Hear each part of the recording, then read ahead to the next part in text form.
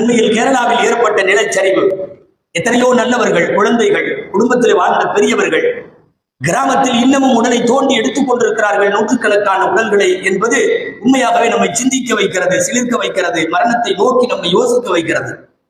அல்லாஹ் மரணத்தின் விஷயத்தில், மனித குலத்தில், தன் காரியத்தில் அவன் மிகைத்தே தீருவான். இந்த நேரத்தில் நாம் செய்ய வேண்டியது ரெண்டு.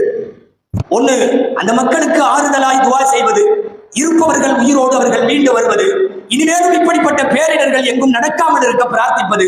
இந்த துவாக்கள் எல்லாம் ஒரு ரகம். இன்னொன்று, வாழ்வாதாரங்களை இழந்து நிற்கிற அந்த மக்களுக்கு நம்மால் முடிந்த உதவிகளை செய்வது, இது இரண்டாவது விஷயம்.